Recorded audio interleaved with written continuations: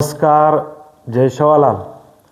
तमाम महाराष्ट्रातील सर्व आमदारांना विनंती आहे की मागच्या 45 वर्षापासून गोरबंजारा समाजाचा जो एस टी आरक्षणासाठी लढा चालू आहे, मागच्याच महिन्यामध्ये जवळपास महाराष्ट्रामध्ये 55 मोर्चे झाले, 17 ते 18 आमरण उपोषण झाले, 5 ते 6 आमच्या गोरबंजारा समाजातील तरुणांनी जीवनयात्रा संपवली एस टी आरक्षणासाठी.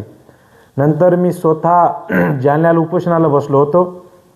तेव्हा स्वतः पंकजाताई मुंडे आणि संजय भाऊ राठोड महाराष्ट्र सरकारच्या वतीने दोन्ही मंत्री तिथं आले होते आणि 4 तारखेला शिष्टमंडळ देखील मुंबईला बोलवलं गेलं. त्याच्यामध्ये महाराष्ट्राचे मुख्यमंत्री आदरणीय माननीय श्री देवेंद्र फडणवीस साहेब, उपमुख्यमंत्री एकनाथ शिंदे साहेब यांच्या नेतृत्वामध्ये ही बैठक पार पडली आणि बैठकीमध्ये ज्या ज्या आमच्या मागणी होती एस टी आरक्षणासाठी त्यानं मुख्यमंत्री साहेब स्वतः बोलले की 3 महिन्याचा वेळ द्या म्हणे, आम्ही समिती स्थापन करू आणि जे काय लागतील ते सर्व आम्ही बंजारा समाजाच्या पाठीशी आहोत म्हणून शब्द दिलता.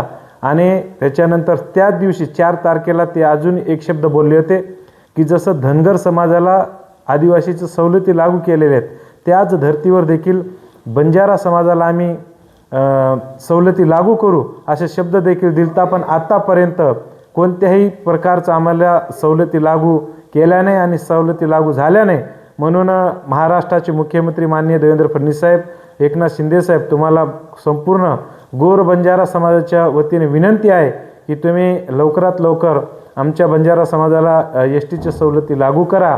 आणि महाराष्ट्रातील सर्वच आमदारांना देखील विनंती आहे, उद्या जे नागपूरमध्ये हिवाळी अधिवेशन होत आहे त्याच्यामध्ये देखील तुम्ही ज्या ज्या मतदारसंघातून बंजारा समाजाचे नेतृत्व तुम्ही करता, सर्व आमदारांना विनंती आहे की उद्याच्या हिवाळी अधिवेशनमध्ये तुम्ही देखील एस टीचे सवलती लागू करा म्हणून सर्व आमदारांनी प्रश्न मांडावा.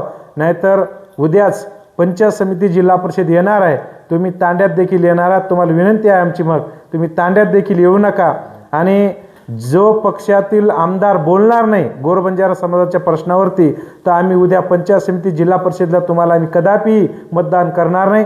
ज्या तालुक्यातील कोणत्याही पक्षाचा तो आमदार असेल, ज्या पक्षाचा आमदार बोलणार नाही त्या पक्षाच्या आमदारांना आणि जे ते उमेदवार उभे करतील पंचायत समिती जिल्हा परिषदेला, आम्ही बंजारा समाजाच्या वतीने आम्ही त्या पक्षाला मतदान करणार नाही. म्हणून सर्व महाराष्ट्रातील आमदारांना विनंती आहे, उद्या हिवाळी अधिवेशनामध्ये तुम्ही बंजारा समाजाला एस टीचे सवलती लागू करा, हे तिथं तुम्ही प्रश्न मांडायला पाहिजे. संपूर्ण बंजारा समाजाची तुम्हाला विनंती आहे. मी उपोषणकर्ता विजय चव्हाण, जालना. जय शिवलाल. नमस्कार.